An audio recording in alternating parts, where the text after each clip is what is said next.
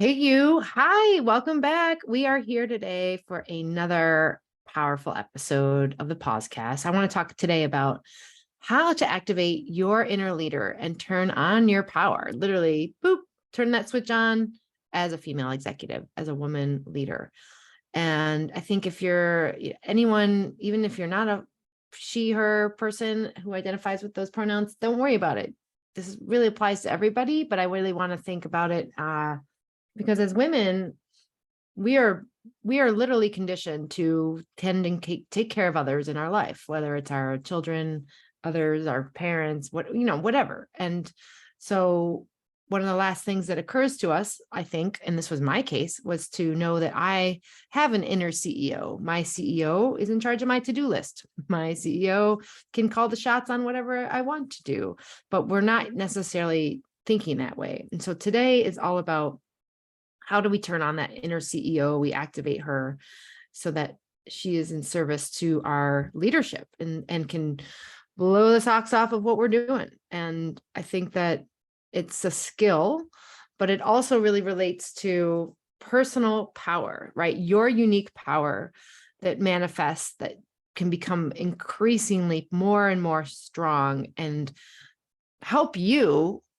orient to your inner CEO. But if we don't have our personal power at hand, if we're not able to turn that on either, then we're not going to get there. We're never going to have our full capabilities engaged. So know that the extent that you are present, you are manifesting personal power too. That's another big principle here. If you aren't present, if you're kind of thinking about things in your head, or you're wondering how to do something differently, or maybe I should hem and haw over this thing, then we're thinking too much, right? That's okay. It's important. It's part of the process, but personal power comes from presence. And we've all felt that before, right? When you see someone, maybe you've been in a room where someone walks in and they just are like a magnet for their presence. You are wondering, what are they doing? What are they eating? What are they drinking to feel that presence? And the key is they're really just connected to themselves in a way where others are feeling that, right? Because everything is energy. We're made up of 72% water, and our cells are vibrating at a different level. And if we have presence, they're actually vibrating at a different level than we're not present. That is quantum mechanics and physics, and that's totally based and grounded in science, right? So we all know that. Even energy, they've discovered atoms aren't even what we would have learned in textbooks in my day and age, right? Where they're like that nuclear atomic graphic where it's like the nucleus is in the middle, and then you've got all the protons and electrons around it. That it's actually more like a wave. It actually looks more like a fuzzy, blurred wave because everything's just vibrating so much together. And I just bring that in as a visual because personal power acts in that same way, where we're activating ourselves to be on this frequency of this vibration where we are felt in a way that our inner CEO has more influence, has a greater ability to make an impact in what matters. All right, so let's get into it. I think one of the biggest things about knowing personal power and your inner, like activating your inner leader, is to know how you're feeling. I think that's the first thing to think about, right? So when you're able to understand, oh, I'm feeling sad right now, or I'm frustrated, that would be anger. We can then orient and do something different. But if we're not able to do that, we kind of stay on autopilot. We don't really know how we're feeling. And many of us have been trained to not feel, right? To take those feelings and keep them extraneous. I know for me, I was never in touch historically with my anger. I didn't know it was okay to feel anger. I didn't know it served me at all. I just thought it was like terrible, basically. So I wrote it off. I avoided it. I became passive in many ways. And now with my emotional intelligence more harnessed, I can change that, right? So I've been able to now know that my anger serves me and it's helpful. And that's what's been really, really important, is to know that that's what the difference is. We can really orient towards what matters more for us and know that our feelings are data. The feelings we have can inform our inner CEO so we know what we're doing. And as women, we're literally wired for this. One of our gifts is our ability to feel, right? We have a connection on a physiological level where our feelings are hardwired, and that's for everybody, but for women in particular, I think this is just something genetically that we have a better grasp of, which is awesome. But for whatever reason, maybe we're not in touch with it. Maybe we forgot, whatever. It doesn't even matter why. The idea is to know, oh, I can feel, this is a choice. I choose to know this is here. And then they can inform my feelings can inform my thoughts, and I can do something different. And vice versa. Your thoughts can inform your feelings as well. So knowing you want to activate your feelings and just know how you feel, perfect. That comes down to knowing your true self too, right? So acknowledging and accepting when you feel something, which may feel uncomfortable, right? If you're feeling fear, that's not a comfortable emotion, but then the reality is, well, I'm feeling it. So if I acknowledge it, then there's a greater likelihood for it to pass through. And I know what my mentor used to tell me, the more authentic you are, the more real you are as yourself, the more power you have, that the more your inner leader is empowered for herself, right? So that means the power in that is not outside of me. It's not looking to someone else for this thing about what I can do differently. It's actually about my power. It's about my internal leader saying, I'm okay to be a leader and I have this power. It's my own personal power. And that's my authentic self. Might mean I have to work at it to remember what that looks like or how to exercise it, but that's okay. The first step is to really just know that I have it and it's within me. So, well, we just kind of uncovered a few big concepts. One is feelings are data, so that you can inform yourself to make other decisions that your inner CEO might not know. And then also know that your own power comes from within. It's not from outside of you. And that might seem really rudimentary and elementary, but a lot of times we forget it, especially if someone's pointing the finger at us and breathing down our neck to get something done, or we're not ready for setting boundaries because we've been taught our whole lives that we're just going to get through it and do it more work or whatever it might be. Okay. So that's really important. And when you feel your fear, like let's say that's happening and you might feel overwhelmed in fear, that's your aliveness. That means you're present in your body, which is cool, right? That actually facilitates your power. I think that's really important, by the way, big concept. So when you have this aliveness in you, then you're a little bit on that train to be activated as your inner leader. So the other question I have right now is, this I think is really more about this power, personal power, is what are your beliefs about power too? I know I've done a lot of background on this myself, and power for me was something that was not okay. Like I thought power was evil, or I thought of big dictatorships and had big problems and responsibilities, and all of a sudden power was in the wrong hands, if like it's dangerous, right? So those are some examples of what I thought. So what is it that you have about power? Because if it's not empowering yourself, then the reality is it's probably a belief that you've had from the past or even unconscious, and it's just blocking you from power now. So I invite you to think about whatever that is, but also know that you can change it. Yay. And that's a lot of what I do with my clients in our executive leadership accelerator, where we are working on these belief systems and we move into empowering belief systems and new ways of being, because the beliefs shape and direct our everything from our actions to our thoughts and feelings and behavior. So what about this? What if you had a belief that's called power serves me? Power serves me. Power serves me. There you go. Write it down. Power serves me. Take a deep breath into this one. How does this feel in your body as you say it out loud? Power serves me. Whew. Even as I say that now, and I mean, I'm looking at a paper I wrote in 2020 about this. That's what I'm sharing today. And holy cannoli, I still feel visceral, like, whoa, like that's a big thing. Because in my world, power didn't historically serve me. Power was thought of as, I said all those other things earlier. So this is the new invitation for your inner CEO. Know that power serves her, and make it first person, make it present tense. Power serves me. I think that's just a great one you can borrow. Because what happens is when we allow ourselves to create this belief, then we actually start to trust ourselves and know that it's okay to share more of me. I'm going to say that again because it's a big concept. So our whole theme here is to turn our inner leader on, right? Our inner CEO, but we have to do that internally through power that we have that either we access or we choose not to access. We might give it away. That was one of mine too. We might deny it. We might avoid it. But if we're willing to say power serves me, my inner leader can access this personal power, which is literally the ability to do work, right? Like that's the definition. So that means I have the power to name a feeling. I have the power to say no. I have the power to decide how I spend my time, et cetera, right? That's all that we're saying here.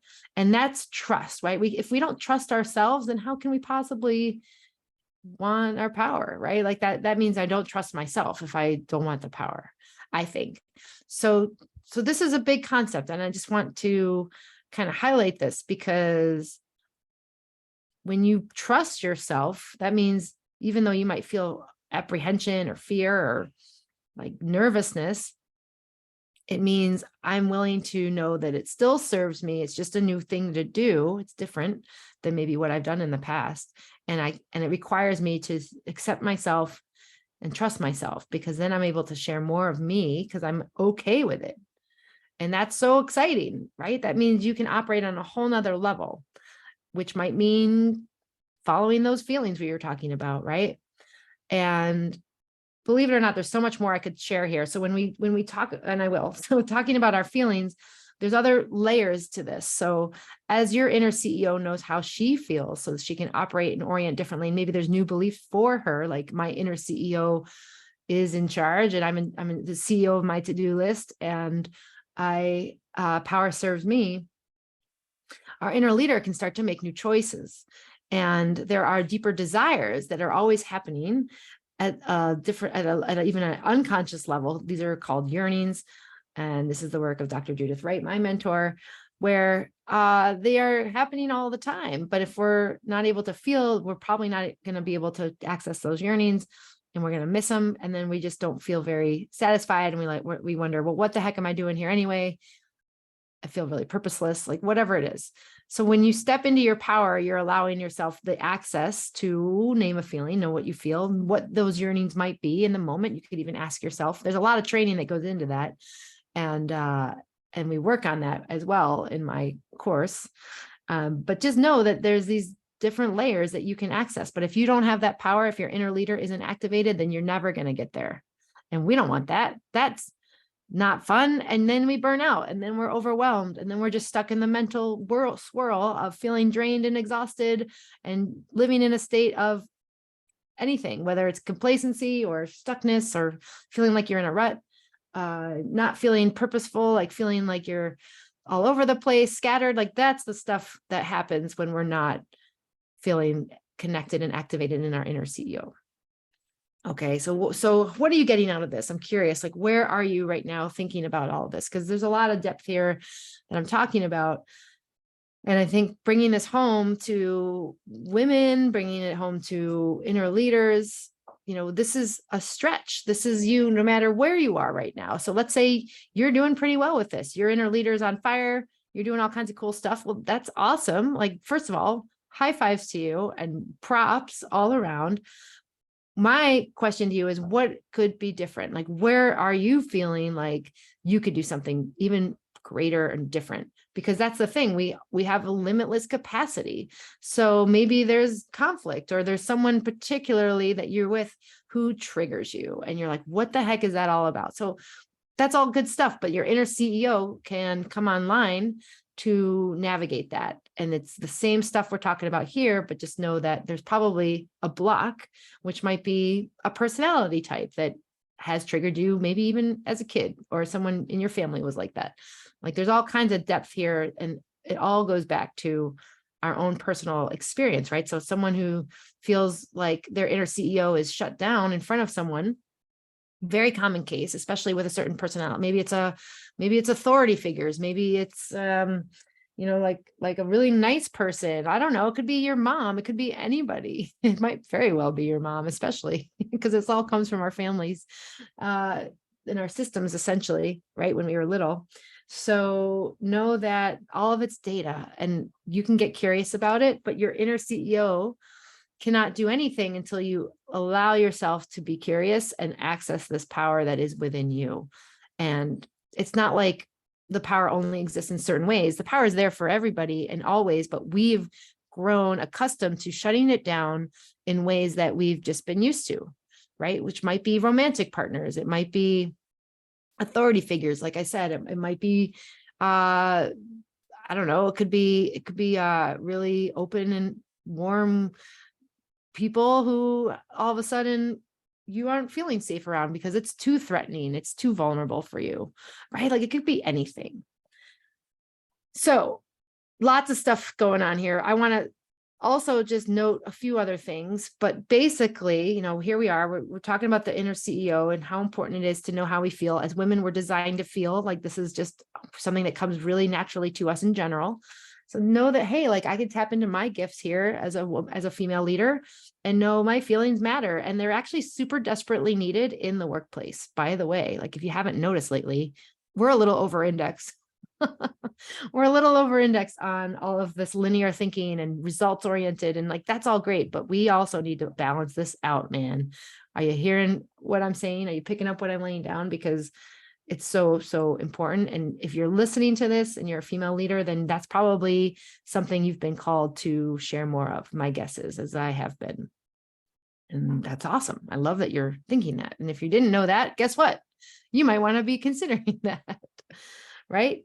So let's talk a little bit about these blocks to be an inner leader, right? So what gets in the way of this? I've already named a few. So one was our historical beliefs about our own power, right? Like, okay, power, I can't be powerful. Like that's for dictators. Like that was mine. It sounds so funny when I say it out loud too. I'm like, what?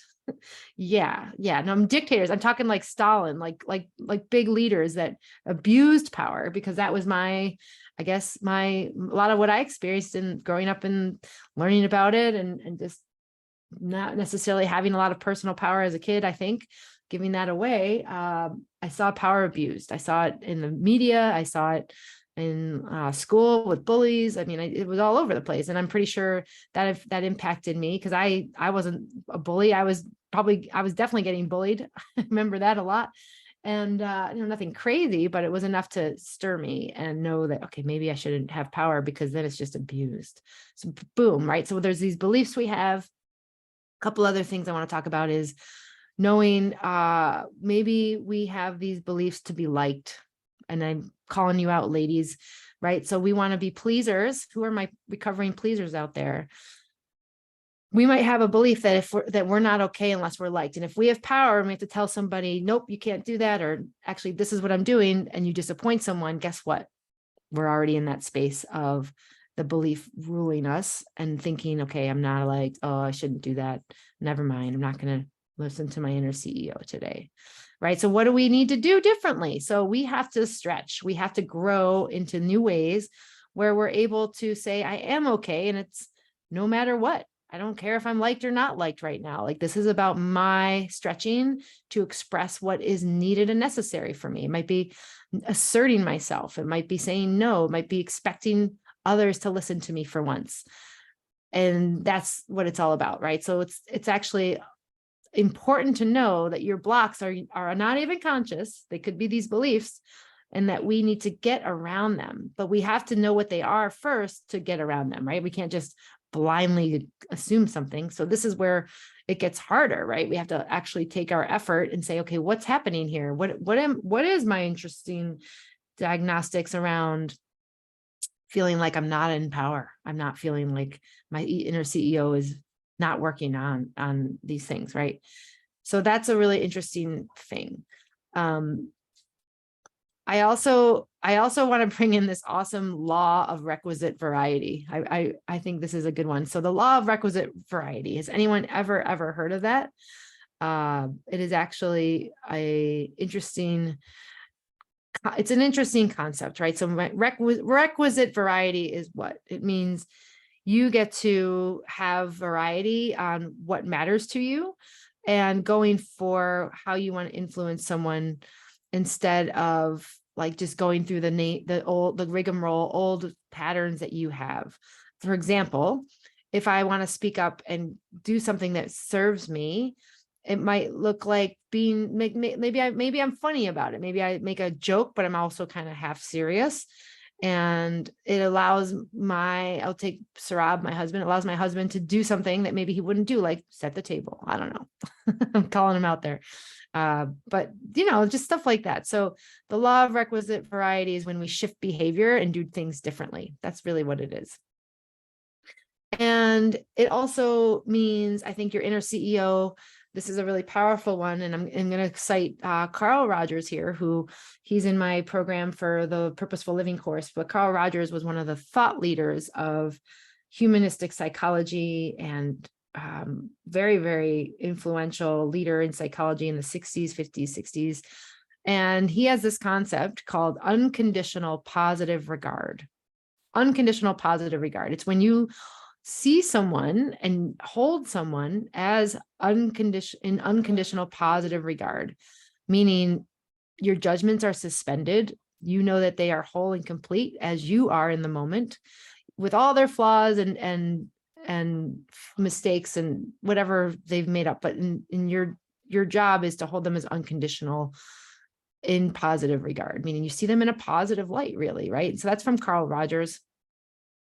And when we think of that, how does that relate to your inner CEO? Well, if your inner CEO is acting as your ideal self and exercising her own personal power, that means you're seeing people mutually with you. You're not superior. You're not one-upping one person or downing someone. Like, that's not personal power. That is superiority, right? Like that's a trait that we can take on if we are feeling inferior. It's a whole nother concept there, but this is important because personal power isn't about what we might think of as, telling people to boss them around, right? Like that's not really the case, right? Your inner CEO sees everyone in unconditional positive regard, which means it's a lot easier to be with someone and be present with them, even if they make your skin crawl. If you see them in unconditional positive regard, that is the growth work that you can do as an inner CEO, because we all have flaws, including you, including me, right? So if we allow ourselves to develop that power internally, it can so serve us as leaders of influence, because what it means is you see someone for what they bring to the world, and they are probably doing things in the world that are servicing in some ways that you're just maybe not aware of. And maybe you get curious and have a conversation about that, right? But when we're able to see people in the here and now with positive regard, consistently and unconditionally, then that's what works better for us if we are really harnessing our inner CEO. And I think the last point here I'll make before signing off is celebrate your power, which is an interesting concept, right? Delight in your inner CEO who's accessing these channels, is accessing this new vibration of your personal power, which is going to be your own blend, which is going to be just authentic to you, right? So the idea is that when you maybe take a big risk or you do something different in that requisite variety way, you celebrate it, right? So you call yourself out. You're like, hey, that was really cool. I can't believe I just did that. And wow, like I did this, like this was important to me. And I said something I've never said before. I made a request that I hadn't, or a bold ask, or told someone something. And that's all from my inner CEO who knows best for me, right? So there you go. That's what I want you to do, is celebrate and delight in this, because that's you honoring your inner leader, and that's validating yourself. Maybe you notice you feel joy. Maybe there's tears of joy, which maybe there's some sadness there. You're like, why didn't I do this earlier? I mean, all kinds of stuff, right? But the idea is don't worry about it all. Just give yourself permission to celebrate it, because that's you in the moment being present for yourself and affirming yourself, which is you in self-care. Cool. Gosh, this is such a deep podcast. I hope all of this is coming through, and let me know in the comments or if this is, what you're thinking of this episode, because there's a lot here that I'm touching on, but you can see, I mean, there's there's clearly depth for your inner leader to do something different, no matter how far up you are on the career ladder or where you are or how old you are. It's irrelevant. It's about, where am I with my personal power as in my inner leader shines? Okay. And go and unleash that power. I say, go out and do something that feels bold and that feels like your inner CEO is moving forward in a way. And you might just start with journaling. You might just start with those mistaken beliefs. I think that's a really powerful way to do it. And we work a lot with this in my courses because it's so, so important, especially as women, especially as leaders, because most of the time we have no clue it's even an option. We're just on autopilot and doing our thing. Even if we're mindful, even if we meditate, right? Like this is not mindfulness in that way. This is personal growth. This is you developing yourself so that you can reach your potential. Yay, us. All right. I'm so excited that you get to kind of chew on this for a little while. Maybe you listen to it again. If you know anyone who's struggling with their own inner CEO, maybe feeling heard, feeling respected, valued at the table, this is the episode to share. This is the one to give to them, allow them to learn from it. And maybe you have a discussion, you talk to chat about it. How are you doing in terms of your inner CEO? How is this other person doing? And let's get the word out. I'm on a mission to help as many people and serve them as possible, knowing that they are able to take the reins and rise to their next level of leadership using emotional intelligence. That's what this all is. Yay. All right. Thank you so much, everybody. I hope you have a great rest of your day and much love. Go out there and unleash that power.